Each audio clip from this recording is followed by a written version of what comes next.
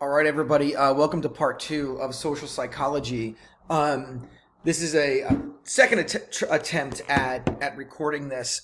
I wanted to just come back to it and do it again and make sure that the concepts are clear, and I think I could be a little more concise in how I was communicating on some of these topics. So we left off in the previous presentation about looking at the different aspects of really two major themes in social psych. One is the idea that, or this theory that, or this thesis that we need to belong. There is a deep, we're a social species, and there's a clear need for us to feel like we are part of something, be a part of a group, be a part of community, be accepted in some way, be desirable in some way. And, it's not just social psychology. You see this, you look across, the science, look at the study of the brain and how important attachments are for people. So that is an ever-present kind of major theme in human psychology, is the need for each other. And that need for each other can have a direct impact on how we respond to society, to other people. So that was one thesis. The second one was the power of the situation, right? And sometimes I say the power of the social situation in particular. And what that's saying is that given the situation an individual is in, the situational factors around them can have a profound influence on their behavior, and it may not be consistent. Right. So, in one context, they act one way. In another context, they act another way. So, and we looked at Milgram and Zimbardo and all these different examples. And then we wrapped up with, looking at cults and stuff. So, and I kind of went faster on the cult point. In an extended class, we have a few weeks to go over social psych. It's fun to do cult projects and have students research a cult and then present to the class about it. But I encourage you guys to any culture, if you're interested in cults, there's a lot of really fascinating examples out there. Okay, so the next couple concepts here to wrap up this unit is one of them is looking at the psychology of when we help others and when we don't help others. The second one, the second example, or the second topic, the last topic we're going to look at in this unit is the psychology and the nature of prejudice. So these are two really amazingly fascinating topics. The second one, the topic on prejudice, we'll spend more time on. But here we go.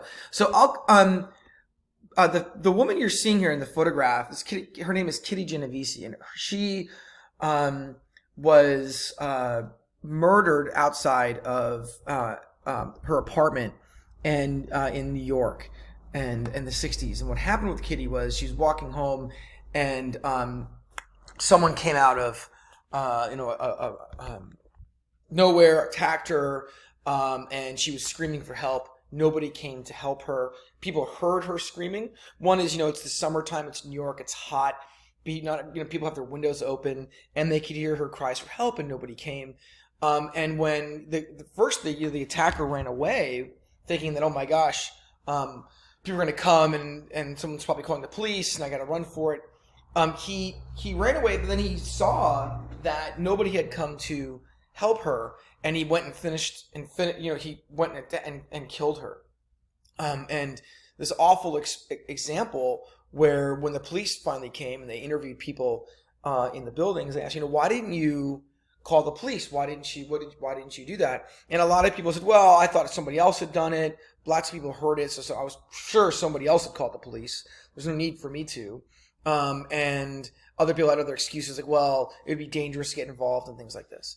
So this is a classic textbook example of what's now known as the bystander effect. And this is getting after the question of when do we help other people and when do we not help other people? So there are, again, situational factors that play a very important role in determining the likeliness of whether or not someone's going to help you or not.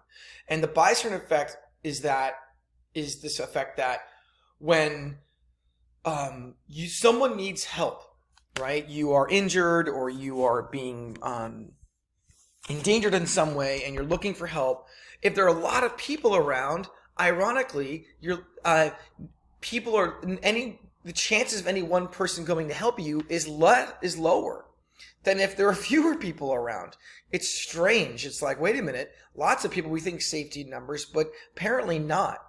And there are some social psychological factors at work that are influencing that lack of responsiveness in the people going by.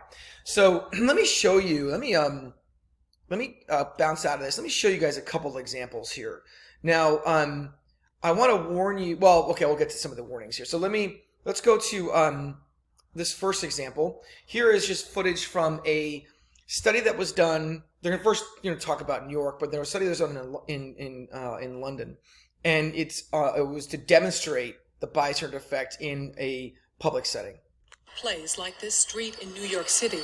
If you were unfortunate enough to be the victim of a crime or taken ill unexpectedly, you might think that surrounded by all these people, someone would intervene. After all, isn't there safety in numbers? Psychologists say no. Research suggests that often a victim is less likely to receive assistance when surrounded by a group rather than a single bystander. When people are in a crowd, it's easier to pass the buck.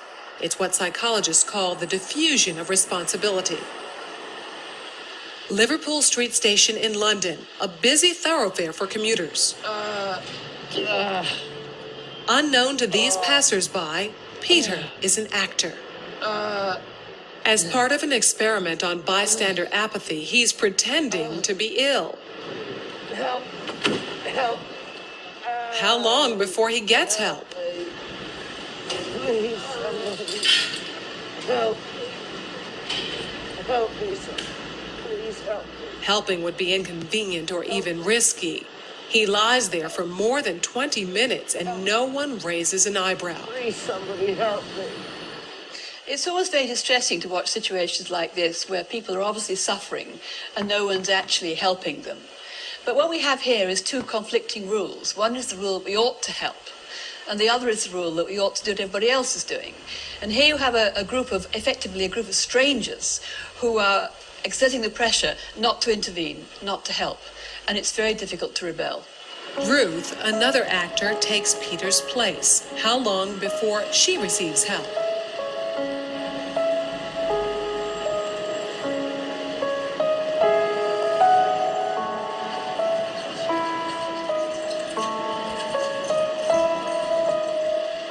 Minutes later, and 34 people have passed without stopping. Well, people don't really want to know. They just haven't got the time. Well, they have got the time, they just don't want to get involved. Unwittingly, these strangers have silently formed a temporary group with a rule: don't get involved. They're afraid to stand out from the crowd and won't take action if no one else does. This woman has clearly spotted Ruth, but she conforms to the rule and does nothing. Watch what happens, though, when someone else helps. You alright? You alright? Yes, thank you. Sure, you look a bit clicky, you know what I mean? She suddenly finds herself in a different group with a new rule: to help. You want to sit up? She don't look well, does she? You alright, yeah? Sure. First I thought she was dead. Then I sort of checked to see if she was breathing or not. And I looked around and I couldn't believe that no one had noticed her, because there was a bloke sat there just absorbed in reading a newspaper. This time, Peter's dressed as a respectable gentleman. Now that his dress is in keeping with those around him, how long before he's rescued? Hello, sir. How are you today? I'm alright. 6 seconds. She even calls him sir, and suddenly everyone's a good Samaritan. Do you suffer from epilepsy? Okay, so a couple of things to unpack there, right? One of them is the fact that in the first situation, you've got this guy leaning over or fetal position, asking for help. Nobody helps him. The woman, on the steps, nobody helps her. So what is going on? What are some of those things? Why aren't people helping? One of the theories behind this is called pluralistic ignorance. This is in this claim, and I'll talk about what the researcher had mentioned in the video too. is that if we get our cues from other people, and if other people don't seem alarmed, then we say, okay, so I'm not alarmed. It kind of goes back to that issue of conforming, that informational kind of conforming, where other people have it right and I don't. So when I'm walking around and no one's helping this woman, who clearly looks like she's unconscious, no one takes a nap on a staircase like that. But no one's doing anything, so I'm not going to do anything either. And this pluralistic ignorance is really dangerous, particularly in situations where, we look around and if no one's reacting and we're all reacting to each other, then nothing gets done, right? And so someone may go a long time, passed out on the street somewhere and no one helping. Okay. The other one, and this is kind of mentioned in multiple times in this presentation, is the concept of diffusion of responsibility. And that you really saw this with Kitty Geneviese's case and others, which is that, well, this is somebody else's problem. Somebody else will help this person. I'm very busy right now. I can't stop to help them or whatever. And we kind of pass it along to somebody else. In Milgram's study, the diffusion was to the experimenter, right? Where, it's, he's telling me to do this. So that's why I went all the way to 450 volts, because the experimenter told me, this goes back to the Nazi, trials where many of the people, the Nazis who worked in the camps and things, would defend themselves on trial saying, well, I was just doing my job. I was told to do these things. And, we see this happen a lot, and it's not just in the bystander effect, but that's an example. Let me show you another one here. I trimmed it just because it's a little violent. This is a traffic camera, and this poor guy gets hit by a car. This guy, he's here. His motorcycle is here. This car hits him and keeps going. It's hit and run. And here's a human being in the middle of an intersection, right? Not moving, a destroyed, moped over here, and people just moving along, going about their business, and no one helping. Now, this is a phenomenon that happens all over the world. It's not. It's been documented. It's documented all the time. Here's this guy walking by, jogging by, and nothing. I mean, it's just kind of. It's shocking. It's upsetting, and in many ways. And I think part of this is when we see something like this, we want to find an understanding, an excuse. Why is this happening? Why would people not help? And it goes back to, at least we can, from a psychological point of view, try to figure out is, that situation that people aren't, no one else is helping. The norm is not help, and so that people just don't help. That kind of temporary norm, if you will, as talked about in the video, this group of... Now, in the Ash study, Solomon Ash with the line study, remember I really emphasized in one of those situations, in other words, Ash had these multiple variants of that study, of the line length study, and in one of them, he planted an ally, do you remember, where amongst the Confederates, one of them was going to say the right answer. And when that happened, no one conformed. The real participant never conformed. The real participant said what the right answer was because they weren't alone anymore, right? So once one person breaks the norm of not helping, others are going to come in, just like we saw in the video.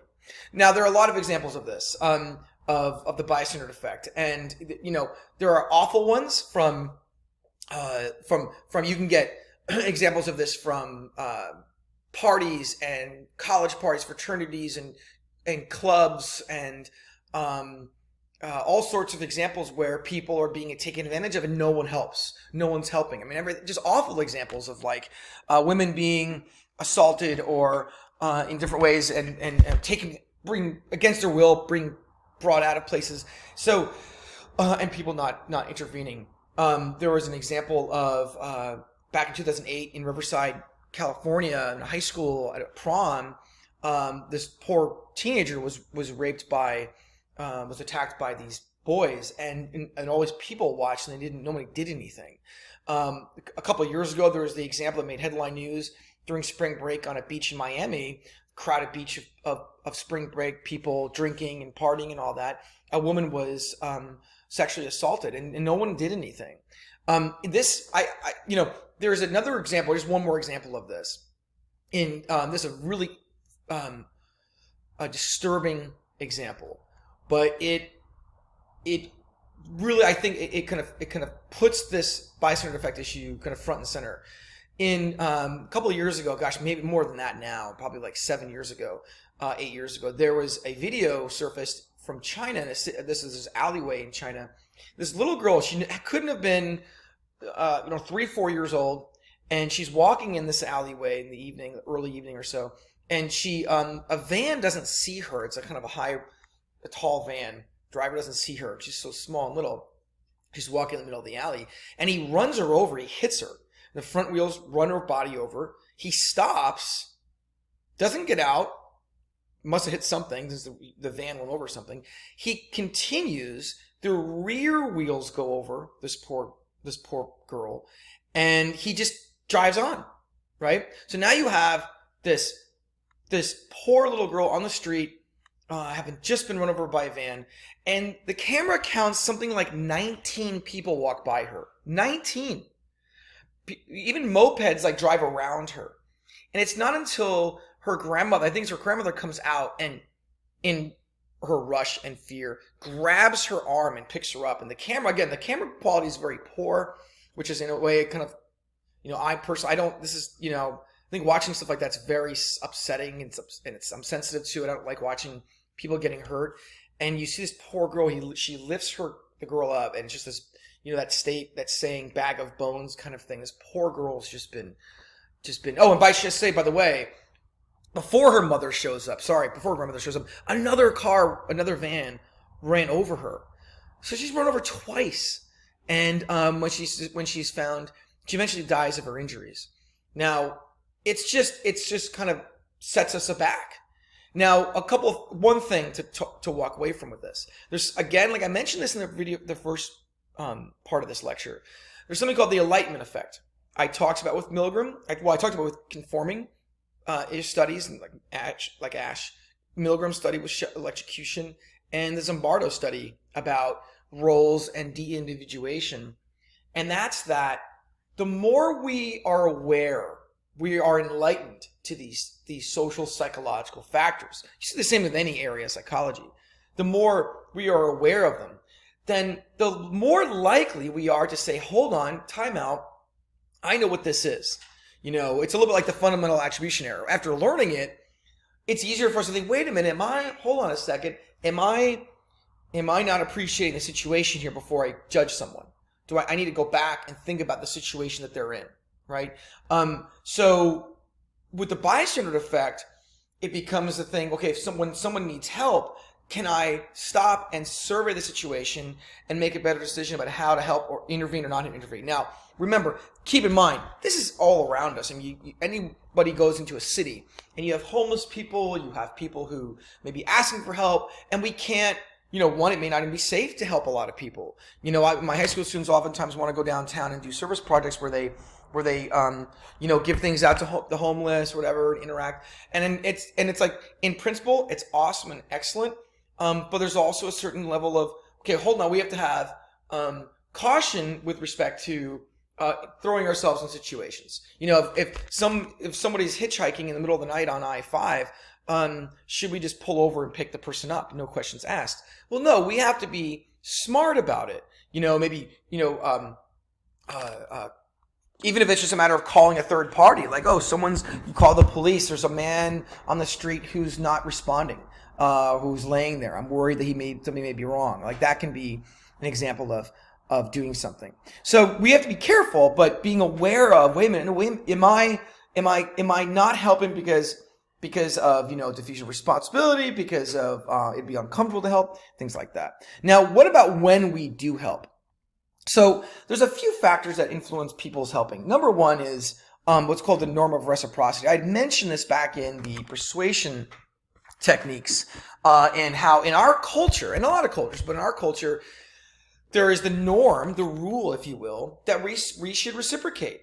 if someone does something nice for me, then I should do something nice for them, right? And so, so this idea, well, if I was in that person's shoes, I would want to help someone help me too. So I'm going to do it, right? That would be like the normal reciprocity. Or somebody has helped you before and you want to pay it back.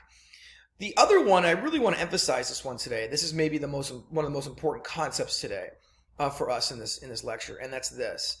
The empathy altruism hypothesis is a very powerful claim. And what it's saying is in its essence is very simple. And that's the more I can empathize with someone in their situation, okay, the more likely I will help them. The less I can empathize with them, the less likely I will help them, or at least to what extent as well. So you can imagine if you've been homeless, if you've been living in a car, and now you have a great job and you're able to put a more of a financial security around yourself. A homeless organization, an organization that helps homeless people, comes to you and asks for donations or your time serving. You're more likely to say, yeah, I've been there. I want to help. A lot of drug addicts, people recovering from drug addictions,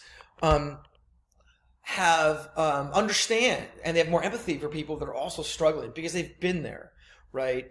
So that's very normal for us. And so one thing I want to emphasize here from an educator's point of view and from a psychological point of view is that this is one area that as a society and as a people, we can boost, right? So let me give you an example. In some schools in Japan, what they do with little boys is, and little girls too, but the point here is for boys is that the children, boys and girls, the older kids are responsible for helping the little ones, learn how to go to the bathroom or not learn how to, but how to use the toilet properly or the urinal properly. They become like mini teachers. In our society, babysitting is mostly reserved for females. And when really what babysitting does, or that working with younger people, is empathy building, right? Because it's testing your ability to empathize. Think of mirror neurons. We're designed for empathy.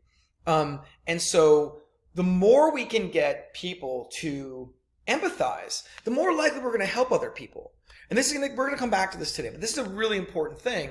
And you can think, okay, one way to empathize with people is to better understand them. Maybe we all, I don't have to go be homeless for a year to feel compassion for the homeless population.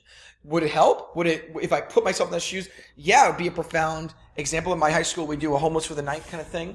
You were supposed to sleep outside for the whole night. And that helps build the empathy piece. Okay. The other theory is called social exchange theory. And social exchange theory is this idea that we help others because we feel that there's something in it for us, right? For example, who are you more likely to help faster? Your boss or your boss or your colleague. Both of them need your help. Maybe you're quicker to help your boss because there's something you might gain from this, let's say, or you're more willing to help this person over here because they're more attractive than the other person. You feel like, oh well, maybe I'll kind of win some of their attention or something like this. So this cost benefit kind of analysis is going on. It can also be one way people will turn to help others. All right. So the last topic here is on the topic of prejudice, and this is a really profound, important, critical topic that we learn about in psychology and in social psychology. And it's also something that is clearly today, 2020, summer 2020, at the forefront of our political and our social environment. So okay, so the topic here is really critical, and I think the other part of it is it's a hard topic. It's a hard topic for to teach about, to talk about it, because it's very personal, and it's a very sensitive topic. And it's going to hit at all sorts of levels, right? So the aim for this is for me to and the textbook goes over a lot of this too, which is here are some of the theories around, what are these concepts, right? What are some scientific approaches to this topic of prejudice? What does that look like in the past? What does it look like today? And then finally, what do we do moving forward, right? And that's where the discussion really goes. I kind of springboard from this into, I want you guys to, take what you can, or, learn from this material, the research, the theories, and then apply it to today. Like, what can we learn from this research, and from your own experiences too, that help us to diminish prejudice, to combat it, to help people experience less discrimination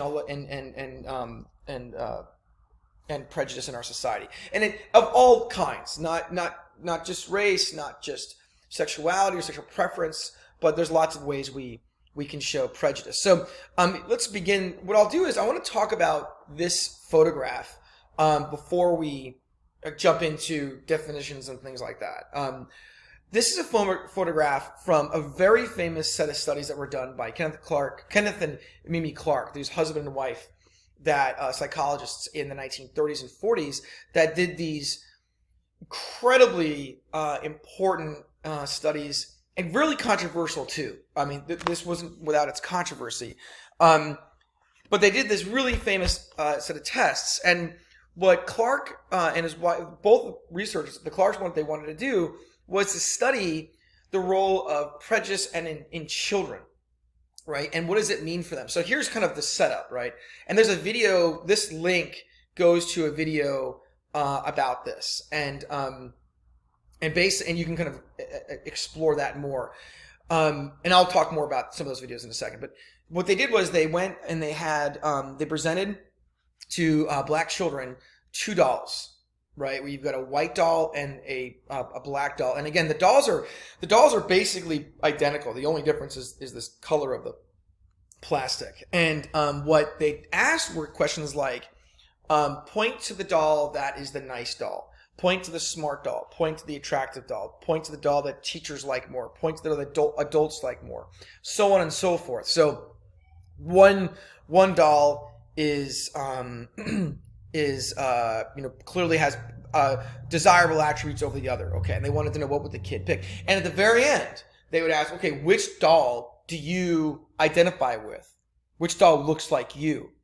And what Kenneth and Mimi Clark found was that this awful and really upsetting finding, and that is the black children were identifying the positive attributes were assigned to the white doll, and the negative attributes to the black doll, and they identified with the black doll. And this is such an injustice, because it's like, here's this little kid starting out in his life, and he has this embedded, disposition. Oh, somehow he's realized he's actually puzzled. Clark's talk about how the kids are puzzled at first, like, wait, what does this mean?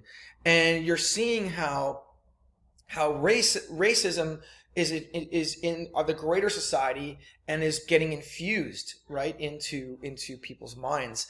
And this, what's called white bias, is being shown, and this propels what's now the Supreme Court decision of Brown versus the Board of Education, which we have to stop this. We have to desegregate the schools, get children being together, show kids learn that we are all equal, right? That color of skin does not determine a person's quality, and we can't raise generation after generation believing that one is inferior or superior to the other, right? And the Clark research is fascinating. And what happened was, so this gives sets off an explosion of research, and I think it was like 2012, CNN. Along with Dr. Spencer, is a very respected researcher at the University of Chicago, CNN did this huge kind of pilot study where they wanted to know if could they in 2012 would they replicate these findings. And I put the videos on the Psych YouTube channel too, so if you want to go check that out, go to Social Psychology and you'll see some of the videos from CNN's study. And they found a lot of things. There's a lot of different ways they tested it, but they found that although it was diminished, there was still some of this bias that was in there. And then other kind of findings too. So we'll come back to that, but I want to encourage you guys to check out those videos and what's really interesting about that is when they interview the parents, and there's a lot to learn there, but I'll definitely talk about that as well. So let's go back and let's just kind of get some of this terminology down. And your book does a really good job of this too. But just a quick thing, prejudice, when we talk about prejudice, the easiest way to understand prejudice, okay, it is a prejudgment. I'm prejudging something, right? In this context, though, we're talking about really is a negative conclusion that is not based on evaluating evidence. There is this immediate kind of judgment of this person is bad, or this person is undesirable, this person is dangerous, or this person is deceitful, whatever it is, right? And we judge them in this way, and we do this a lot. So it's not just about holding prejudice against other people or groups of people. Our country has a long history of this, or our society does, and lots of societies do. It's not just prejudice is not unique to the United States. We have a long history in kind of racial divides and tension, and not just about race, but also religion, ethnicities, and things like that. Okay. The idea is that we have this prejudgment, and we do it for lots of things. Other people, like for example, for example, I watch a trailer to a movie, and I judge it before watching. Like, oh, it's got to be stupid. That movie's got to be stupid. Or I look at a cover of a book. Classic example where I just judge it. And in reality, I'm having this prejudice, and it's not based on relevance. And let me give you a personal example from when I first started teaching. A long time ago, it was like the second year teacher or something like that, and it was the first day of school, and so I was teaching, one of my classes was sophomore world history, and all the students were coming in, and this one guy comes in, really tall kid for his age, big guy. He had a giant, like legit old school mohawk, like colored and shaved sides, all that, leather jacket, spikes all over it. Like this guy was like a punk rocker kind of thing from from New York, from like the early 80s. He was like a total throwback kind of guy. Interesting. And I'm just gonna people coming into the room, getting set before class starts, and I my immediate judgment is, oh, this guy may be kind of a hard student. Maybe he's not gonna like the class. He's gonna think, oh, history's dumb, or I've always initial very rapid judgments of just based on his appearance, like, oh, well, maybe he's not, he might be a bad student or something. And the class begins, I call roll, I start talking, and I always like getting to know the students at the first day. And immediately, this guy shown to be like one of the nicest students I've ever had. Just this awesome guy. And we had a great relationship all year. Super great guy. And everyone around him liked him too. So here's an example of just an immediate snap judgment, and catching it is really important. Say, wait a minute, hold on a second. I'm basing that on some kind of stereotype that's in my mind about people who dress like that, or mohawks, or kind of antisocial, or whatever. Okay, it's ridiculous. Stereotyping is where you have this mental structure. You have the set of ideas around a certain concept or theme or group, right? Like all punk rockers are angry kind of thing, right? And then you apply it, right? Now, the stereotypes can be positive, they can be negative, but almost always stereotypes are, especially when it comes to people, are just flat out wrong or abusive or too generalizing, right? So, for example, the simple examples could be something like let's imagine every lawyer you've ever met drives a BMW, and you've met 5 lawyers in your life or something, and they all drove BMWs, and you say, okay, when you think of a lawyer, what comes to mind? And you think, oh, BMW. That is a stereotype. You're kind of generalizing right there. And what's going on cognitively speaking is that, from a cognitive point of view, and this is a really important point, is that the mind is, we talked about this in the research methods piece, this heuristics. The brain, our cognitive processing, wants to engage in shortcuts, right? And stereotyping is a kind of shortcut, right? This is called representative heuristic. We talked about this before, where I'm not going to survey everything, all the qualities of something, so I make broad generalizations, right? Oh, it's a World War II movie, must be about, blowing things up and tanks and bombs and all that, whatever. Actually, it's this whole love story of something else. And during the war, so here it's like we make these really snap fast judgments. Now, a thing I really want to emphasize here to you guys is that we're not born with this, and we're not born with this. We're not born with these beliefs, right? We acquire them from our environment, from our life experiences. And stereotypes are often developed when there is a lack of experience with something, or my experience has been very narrow. So for example, if I grew up in a home and my parents and my family, let's say there's hardcore Democrats, right? Or they're hardcore Republicans. And that's all I hear. That's all I ever get. My view of the other group, let's say I'm just hardcore conservative. My view of a Democrat, unless I don't really know very many of them, and I'm not exposed to a lot of Democrats. When I think of Democrat, I may be very general about it. I may stereotype, all Democrats are this, all Democrats are that. And you can say that about any kind of group you want, whether it's sexuality, whether it's race, whether it's ethnicity, whether it's religion, whatever.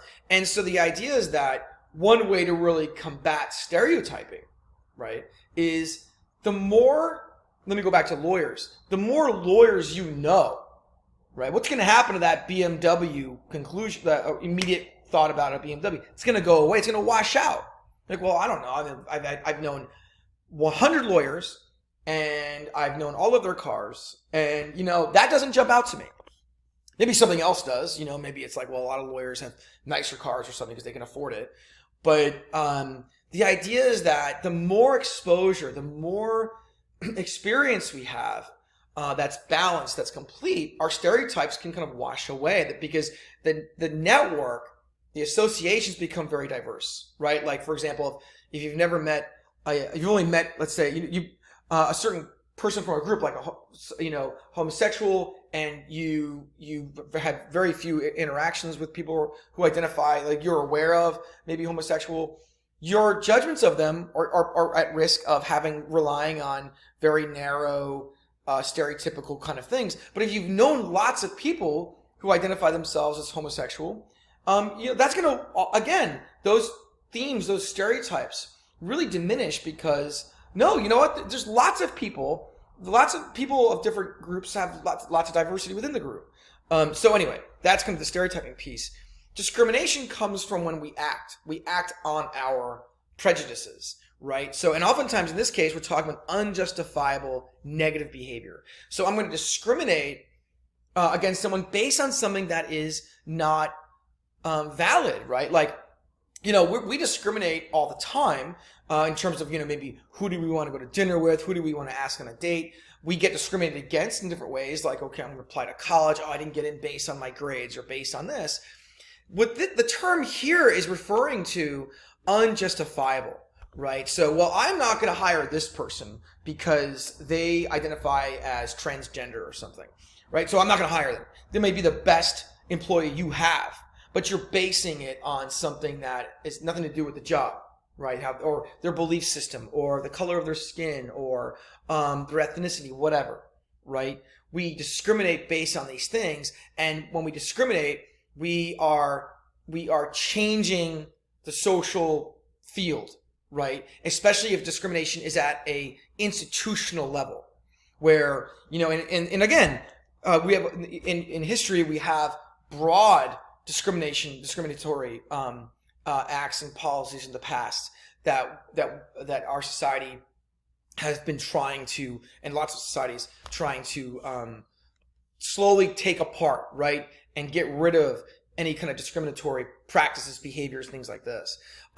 Now, ethnocentrism is a related concept that is focusing on how we judge other cultures. So here we're getting now to a much larger scale. So here we're saying, look, I evaluate another culture based on my own standards of my own. So in other words, that culture is really strange that they do that. That doesn't make any sense to me. Well, doesn't have to. It's your point of view. They have their equal and just as valid other point of view. So for people to just kind of judge other cultures based on our own standards is known as ethnocentrism, versus saying, hey, hold on a second.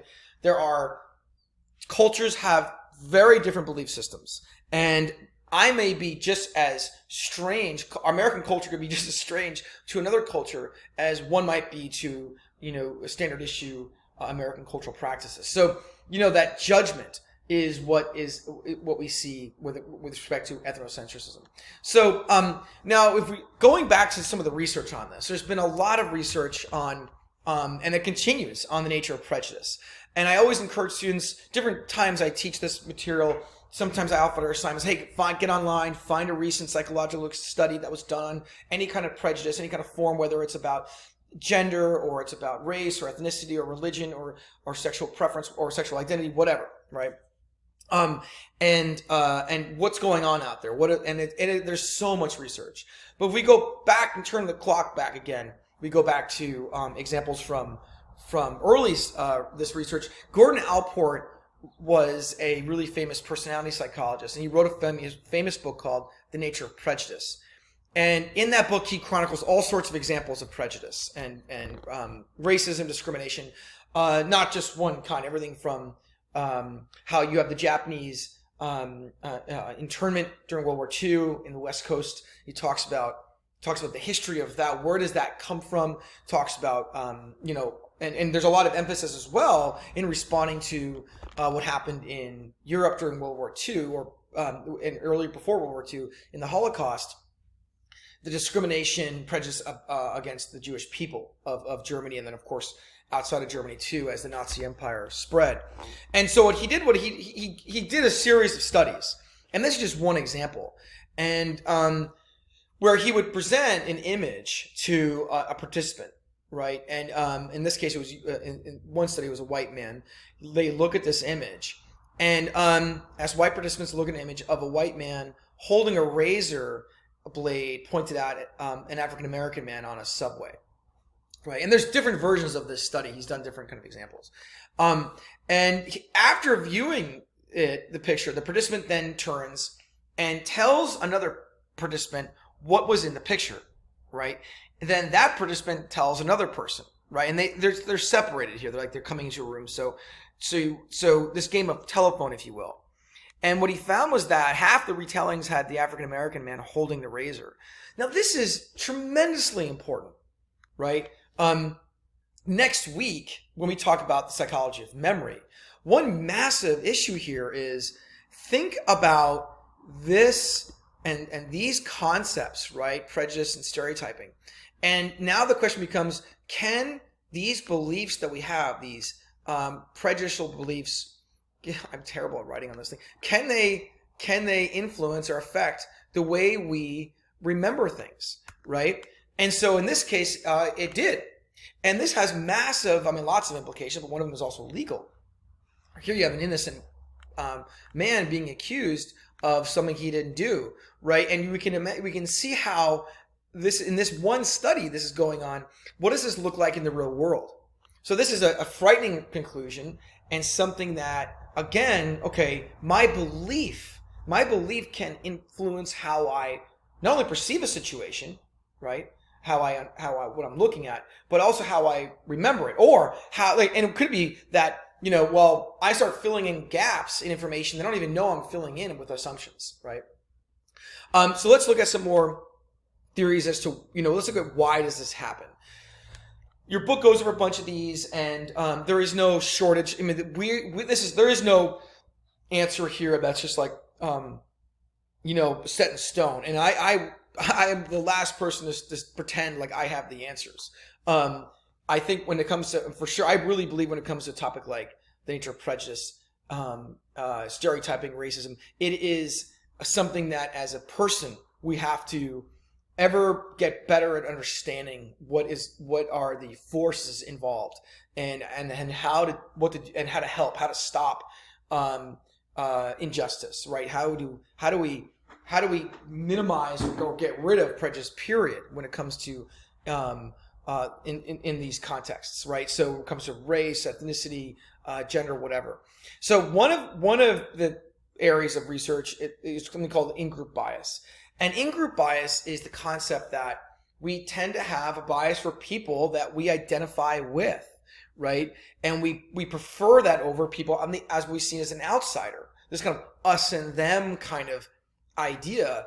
And we do this all the time, right? For example, school rivalries, or if we have this, we can easily show preference for people based on things that we have in common. Oh, you like that team too. Oh, right on, man. I'm going to give you this discount, on whatever, right? Or, oh, you graduated in the same high school as me. Oh, cool. Hey, coffee's on me. Don't worry about it. This kind of stuff. And that seems really simple, but the idea is that this can show up in large scale biases when it comes to race, when it comes to ethnicity, when it comes to gender, all that kind of stuff, religion. And they're going to be used in a way that's very hurtful. It can lead to discrimination, all this kind of stuff. A classic example of this comes from when you assign elementary school kids to softball teams or kickball teams, and then you ask the kids whose team is better. Just looking at each other, who do you think has a better team? And the kids will generally say their own. They have an immediate preference for their own team, and even though it was kind of randomly assigned, and so we have this. In a way, this natural inclination to see, even if it's an artificial group, like we're just going to label it right now, there is this preference. Now, and you can think of different examples of this, right? The other part of this is called out-group homogeneity. Out-group homogeneity means that people who are not my group, right? There's this tendency for people to think, okay, outside, people in another group, or people outside of my own group, are kind of all the same, right? So this could be, well, if I'm a prison guard, that's my group, and the prisoners are a different group, and all prisoners are the same, right? Teacher, all students are the same, or all teachers are the same, right? Whatever. The idea is that we see this homogeneity, and this can be really dangerous, because if I see that group as my enemy, and we saw that in the Zimbardo piece, that can lead to all sorts of injustice, all sorts of dangers, where this us and them now, like when we go back to the Holocaust, that was exactly what the Nazis were trying to say. All Jews are the same, and they are bad. They've corrupted Germany, or they've ruined it, whatever. And so, in a way, what this also does, and this goes back to Zimbardo, and I really want to emphasize this, is that this out-group homogeneity also, in a way, de-individualizes the individuals of another group. In other words, I don't see you as an individual with a life and individual value and all of this. I see you as just this member, right? And what we talked about with de-individuation is that it's very dangerous to see other people, to not see their individual natures, right? For example, in Star Wars, George Lucas kind of takes this idea, and if you notice, all the stormtroopers, you've never seen a stormtrooper's face. It's not until The Force Awakens, until you get to know someone, right? Before that, they're just basically, they're all in their uniforms. You don't even see their face. They all look the same, and yet the rebels all have distinction. The rebels, you see the rebels' faces. They're individuals, right? And so that's an important kind of warning, that we have to see people who are not in my group, however I want to define the group. I need to see that doesn't change the fact that there's individuals everywhere that have value and all of that. So the next theory, and your book goes over this as well, is the scapegoat hypothesis. Scapegoat also comes up in Alport's The Nature of Prejudice book as well. And scapegoat is a approach to a problem where basically says, okay, I'm miserable about something about my life. I'm unhappy in some way. And I look for someone to blame. So when things go wrong for us, it's painful to think, okay, well, what role did I play in this? It's easier to say, or just even accept, I can't do anything about this. The world sometimes doesn't shape out the way I want it to. Instead, it's easy to look for someone to blame. And this is exactly, again, what the Nazis did, where they would, this propaganda of, here's this Jewish corrupt manipulative person with his money, and he's trying to corrupt the wonderful, pristine German women and this kind of stuff. This kind of messaging that the Nazis would use, this idea of targeting the Jews as being this the problem. There's this famous Nazi propaganda video where they show, this is after the Great Depression. You've got people starving, unemployment sky high, all this kind of stuff, and the Nazis have these videos of like rats. While they're talking about Jewish people and the bad things they've done to society, robbing the good German people of their money or whatever, corrupting ruining the country kind of thing. They equate the Jews with this infestation. You can use those words. It's rats coming in and eating the food and poisoning things, and I dehumanize you. I strip away not only your humanity, but then I also de-individualize you as well. Take away your identity. And what this does is it makes people feel like, oh, see, I have a reason for my unhappiness. It's you. And in history, there's no shortage of these scapegoats. When you look at U.S. history in particular, you will see lots of examples where society scapegoats a group, right? Where it's like, whether it's the back in the 1800s, the Chinese coming to the West Coast to work on the railroads. Many of the white labor that would say, oh, you're taking away jobs, this kind of stuff. Where we scapegoat lots of people, whether it's immigrants, or we scapegoat the homeless, or the whatever, right? We look for, I'm going to blame them, okay, because of my, or it's even political parties. Now, related to this but it's also another kind of really interesting and kind of strange hypothesis is something called the just world hypothesis. And this hypothesis says that for people who have I'm in a situation, you have someone who's in a situation where I learn about an injustice being done to someone, okay, whether it's discrimination or their assault, whatever, right? Anything from a homeless person on the street to people being assaulted unjustly or attacked by a police officer, whatever it is, right? To a teacher flipping out on a student in a way that's unjust, a boss, you name the situation. If it's not me being impacted by it, there is a tendency for people to think, well, the person must have done something wrong. The world ultimately is a just place. Bad things happen to someone because they deserve it. At the end, there's this kind of theory. This theory is that deep down, we really think that everything is fair. And so if something bad happens to someone, well, must have deserved it. You'll see this in the news too, where if you've got this story about, here's this, protester who's attacked by somebody, a police officer or something, or like you have someone who's, you see something that seems bad happen to that person, rather than facing, wait a minute, that is unfair. We say, well, this person must have deserved it for some reason. Now, people who are experiencing the injustice, right? They don't see the world the way it is, right? They don't see the world this way. They see the world the way it is, which is the world is not based on justice or injustice. Bad things happen to good people, and great things happen to bad people, and vice versa. It's not about this predestined, here's this rule. The idea becomes down to, wait a minute, how do we make the world a more just place to the extent that we can? And so by me saying, oh, the world's just and everything's fine, in a way, I'm able to escape responsibility. I'm able to say, you know what, it's fine. It's not actually a big problem. I don't have to have anxiety over what do we do now, right? But people who experience injustice have a much better sense of, hey, I know what it's like. I know what it's like to be discriminated against. I've been there. I know how painful it is and how it stopped me from living the life that I want. No, it doesn't always work out, right? And so this kind of thing. This can be seen as a rationalization, if you will, for not stepping up and doing something. So other kind of research that gets after some of this stuff. One of them is famously known as a Roberts Cave Study. Now, Roberts Cave Study wasn't about race or prejudice or discrimination directly. I'm bringing into this. I've chosen to bring into this conversation because it can tell us. It gives us a hint, a little bit of what we can do. So here's what in the Sheriff study. Here's what they did. Sheriff is a really famous social psychologist. what he did was he brought these boys to a camp, and all the boys are very similar in their nature in terms of their age and all that kind of stuff. And what he did was he randomly assigned them to two groups: the Eagles and the Rattlers, or the Rattlers. So you're popped into one of these two groups, and you just think you're going to this camp.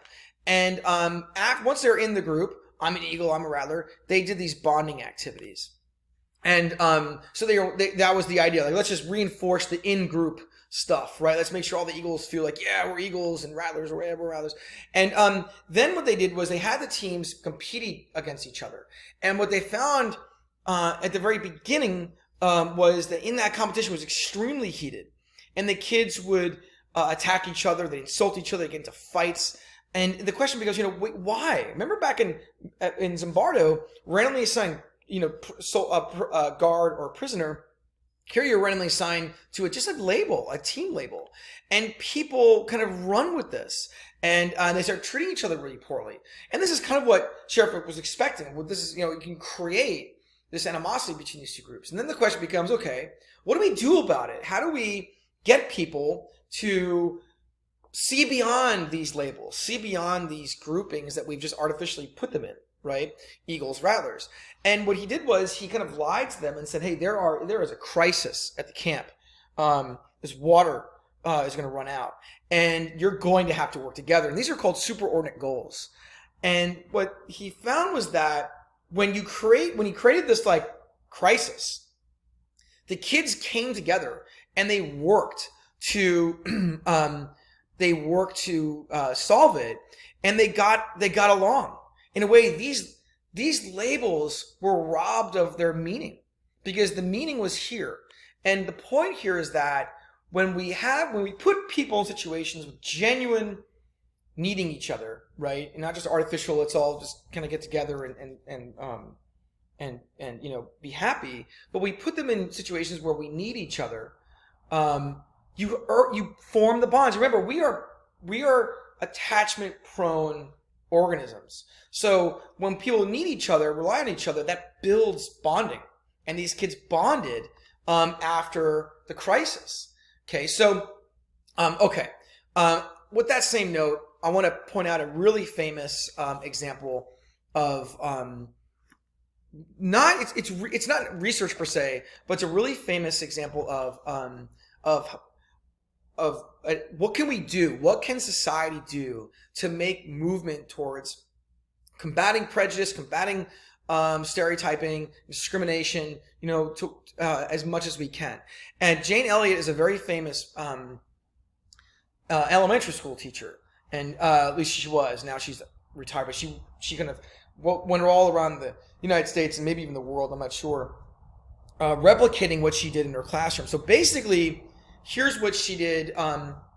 After Martin Luther King was assassinated, she describes how. So after she describes all this, but her children, third graders in Iowa, says small town, middle America. All the students were white families, working class, all this kind of stuff. And the children want to know, like, why was Martin Luther King killed? And she had been teaching about racism and teaching about prejudice in her classes, and trying to get the kids to see that evil for what it is, and trying to rise above it, right, and not fall into any of those beliefs or adopt any of that, but to see that all people are equal. And she realized, and this is very difficult to teach third graders. And look, it's difficult for lots of people this whole topic in itself is very difficult for lots of reasons. But she's like, what I'm going to do is I'm going to teach this by, she was inspired by the Sioux prayer, "O Great Spirit, keep me from ever judging a man until I have walked a mile in his moccasins." This idea that we have to build empathy. It's very difficult to get into the nuance of things and philosophize about it, whatever. Let's just go back to empathy. How do we just build on our nature, our nature is empathy and attachment driven. So how do we do it? And what she did was she did a class demonstration, and there's a video of this, but she does this demonstration where she says, all right, guys, do you want to know what it'd be like to experience discrimination. And the kids were like, yeah, let's do that. And so discrimination and prejudice based on something completely, invalid. And she says, okay, well, we're going to discriminate. I'm going to discriminate. Let's experience discrimination based on eye color. And she said, and she just gets right into character. Now, let me back up. She's their third grade teacher. She's established strong bonds with her students throughout the year. She's a very good teacher. You can see from the video. And, she gets right into character, and she is forceful about this, saying, okay, blue-eyed people are better than brown-eyed people. And she just kind of rips and tears into brown-eyed people, right? And then in other cases she says blue-eyed people are inferior. Okay, so she does this, and the kids get upset. The kids who are kind of being discriminated against are upset because they have the wrong eye color. And she nitpicks, she shows, okay, see, when the kids are protesting, see, this is what brown-eyed people are like. Brown-eyed people have these problems, whatever, and she doesn't call out blue-eyed people, right? And then you'll see, I'll kind of play the clip for you, but the idea is that she wants them to experience this unjust discrimination, right? Make them feel what it's like. And she then, the next day the kids come back to school, and she says, hey, I lied to you. The brown-eyed people are better than blue-eyed people. And she flips it, right? So let me show you guys a clip of this. Just to get, now, what I used to show the whole video, be an assignment. But on an online class, this topic is sensitive, and I want to be sensitive to everyone in their experience with the topic. And the video is, so she becomes famous for this, and some years later, ABC is like, hey, we want to film you. We want to film you do the demonstration the next time you do it. So the documentary on PBS's website, on Frontline's documentary, the video is called A Class Divided. And she just does her thing again, and they film it and all that. And so what you're going to see is a recording of that class demonstration. Now, in the video that was made for PBS, or for when they made the video, they went and they took these kids, but now adults.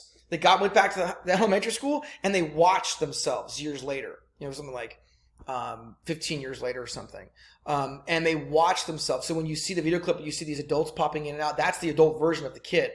And what her point was that I want to educate my third grade students on this injustice. And so that when they leave this classroom, they will, one, not hold those prejudices, but also call it out. Right, and work for the good, work for diminishing prejudice and stereotyping and discrimination in our society. And in the video, there are in the very beginning, the kids again. She sets it up by talking to them. What do people say about people of different ethnicities and races and stuff? And a couple of the kids will say derogatory words, and it's offensive, obviously, especially when we listen to it now. Like, oh my gosh, it's so awful that a little child would say that word. But this is exactly what she's trying to do. She's trying to combat this, right? So just be sensitive to when you watch some of this historical stuff, you see the racism, you see the beliefs in real time, and it can be pretty upsetting. So here's a clip from A Class Divided where she kind of sets it up, and I want you to pay attention to just how fast she gets into this mode, right, of judgment, and try to empathize with this. Wait a minute, yeah, like how is this happening outside of this simple demonstration of blue-eyed, brown-eyed? But people are doing this based on skin color or gender orientation or whatever it is, right? So here's a clip from the larger documentary. Why is that? Because they're different colors. You think you know how that would feel to be judged by the color of your skin? Yeah. Do you think you do? No, I don't think you'd know how that felt unless you had been through it, would you? It might be interesting to judge people today by the color of their eyes. Would you like to try this? Yeah. Sounds like fun, doesn't it? Since I'm the teacher and I have blue eyes, I think maybe the blue-eyed people should be on top the first day. Up here?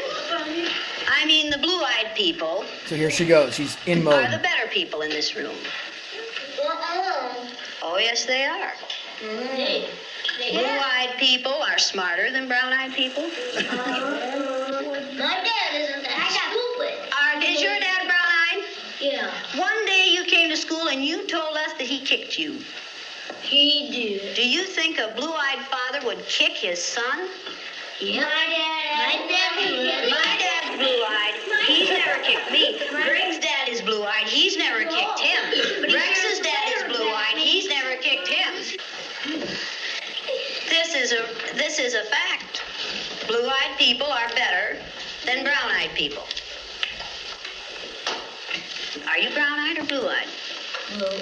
Why are you shaking your head? Are you sure that you're right? Why? What makes you so sure that you're right? I don't know. The blue-eyed people get 5 extra minutes of recess, while the brown-eyed people have to stay in. The brown-eyed people do not get to use the drinking fountain. You'll have to use the paper cups.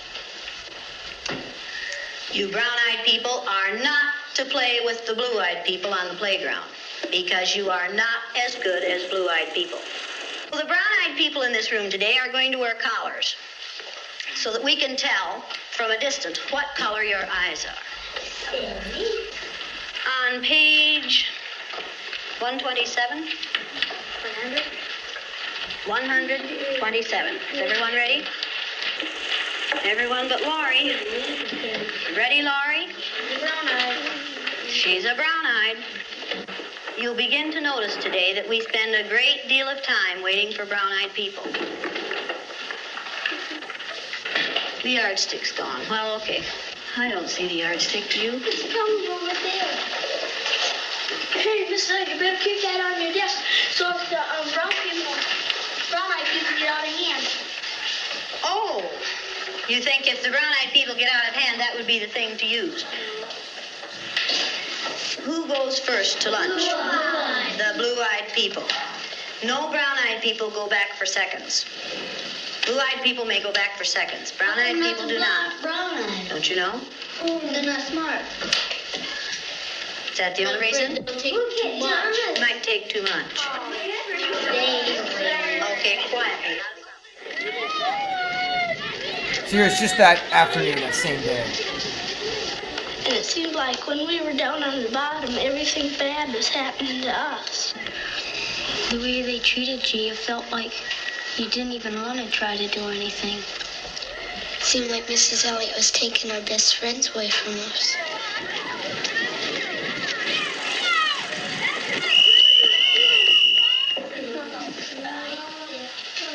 What happened at recess? Were 2 of you boys fighting? Yeah, Russell and John were. What happened, John? Russell called me names and I hit him in the gut. What did he call you? Brown eyes. Did you call him brown eyes? They always call us that. Greg and all of the boys call us that. They keep calling us brown eyes. They say, come here, brown eyes. And they were calling us blue eyes. I wasn't. Sandy and Donna were. Yeah. What's wrong with being called brown eyes? It means Okay, so in that clip, you really see something important, which is the kids. Not only do they internalize, they quickly internalize the judgment, the discrimination, the prejudice about eye color, but they act on it. They start treating each other badly. They even refer to each other as all the brown eyes or all the blue eyes were saying this. And now we get these strong groupings. Ellie, if you watch the whole documentary, again, it's so good. It's really great. The first part is about the kids.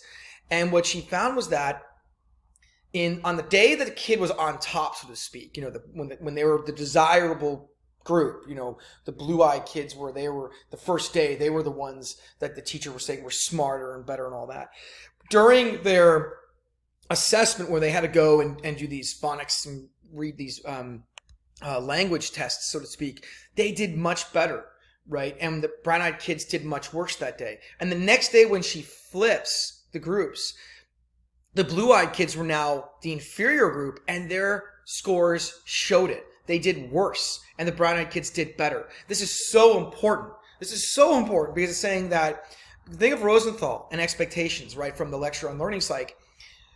Even if I disagree, and I think, you know what, I have brown eyes, and I'm perfectly capable, but this teacher, these people around me, they don't see me this way.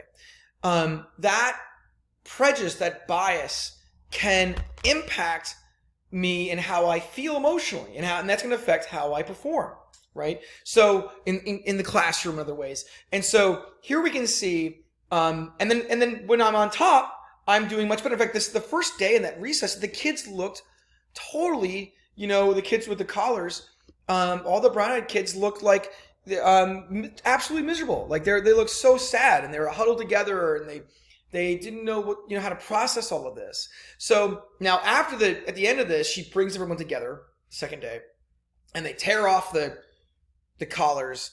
They get together as a group, they hug, they arm in arm, and she says, do you understand now? Do you have a better understanding of what it's like to suffer under discrimination, hold prejudices? And the kids, you walk away with this really feeling inspired that the children have a better sense now because they live through, even if it temporarily. And she, this became, really famous, and she would go, and some schools institute these kind of demonstrations. Now it's tough because she's a very good teacher. She debriefed the kids. She has this really strong relationship with her children. You can tell too when you watch the video. You can tell her students really love her, and they trust her. It would take someone who is very well equipped to be able to do that, like a teacher who's established trust with her students or his students. Now later in the video, she goes to a prison, and where the prison has hired her to do the demonstration on the prison employees. And it's a really great part of the video.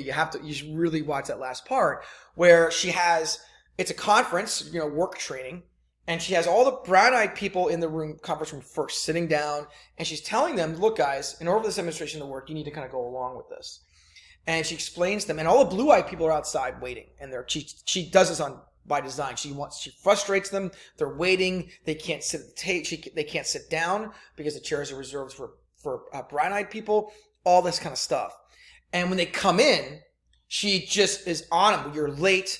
You're not prepared. You're combative. You're argumentative. This is what blue-eyed people do. Blue-eyed people are bad in all these ways. And some of the adults protest.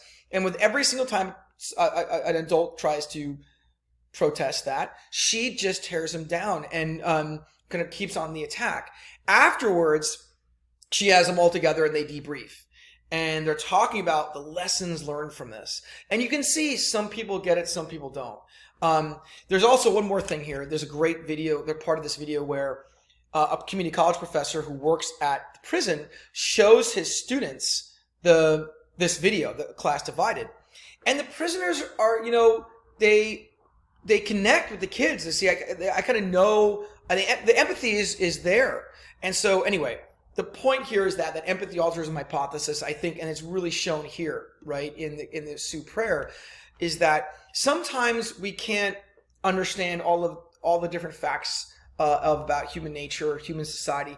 But one thing we can really do is empathize, right? And we can connect to other people. And maybe one way to do that is, how do we get people to realize, wait a minute, not everybody in this world is treated fairly, and we've got to do something about it. What is my part in trying to diminish that? How do I take action? Now, to wrap this up, there's an important hypothesis within the realm of psych called the contact hypothesis. And it basically says that the more contact you have with a certain group or really anything, the less prejudice the individual has. So, for example, you can imagine, if you've got the more you know people of a certain group that's different from yourself, whether it's a different religion, a different ethnicity, different race, a different sexual identity, whatever it is, the more you know of, and the more contact you have with people who are different from us, that it tears down those stereotypes as mentioned earlier, and prejudice becomes less common. And there was a meta-analysis done where what they did was they looked at 516 studies about this, psychological studies. And they found, when you look at all that research, they found that when contact is increasing in a natural way, right, in authentic ways, prejudice also decreases. The idea here is that the more we know, the more interactions we have with any group of people, any group that's different from myself, right? They or really anybody, period, right? I mean, we can divide people up in all sorts of ways, from height to stature, all that kind of stuff.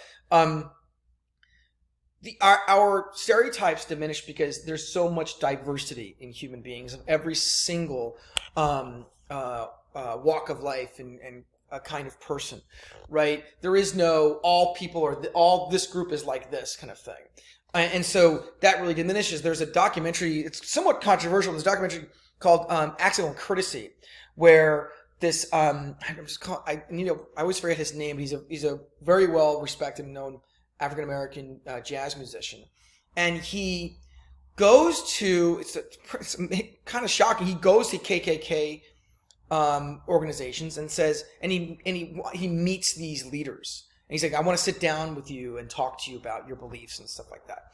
And his point, his thesis, his argument is, how can you hate me, these hate groups? How can you hate me when you don't even know me? And his argument is actually more fundamental than it sounds. He's saying that for a human being to hate another person, you have to be wronged in some way, at least, right, by that person. I mean, hate is a very powerful emotion. And it's like, I can't just it's weird to randomly choose, oh, let's hate this person or this group of people. Where does that come from? Do you really, and so he kind of challenges that. And for a lot of the people he talks to, his goal is just simply, I want them to know me. I want them to get to know me.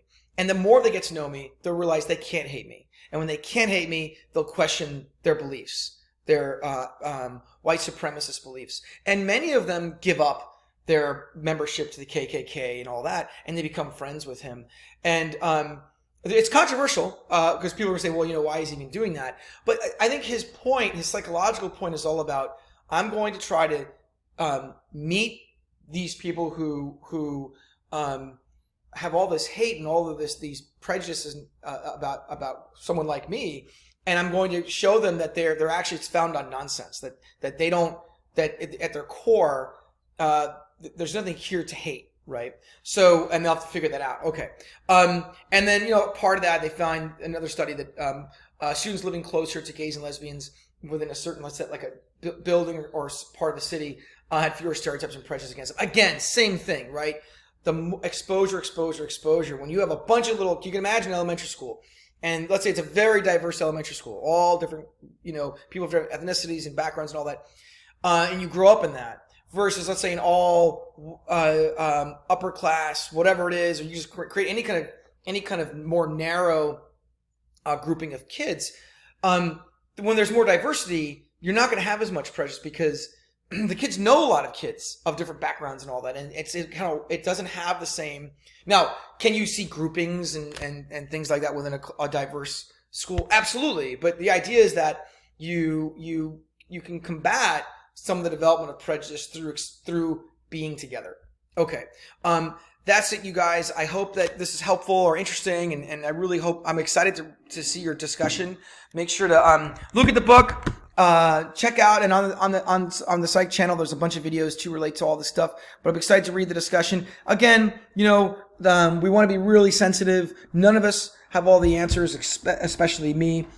We're just trying to do our, to understand this aspect of society and the human experience and to make things better. So you guys have a wonderful weekend. Thank you.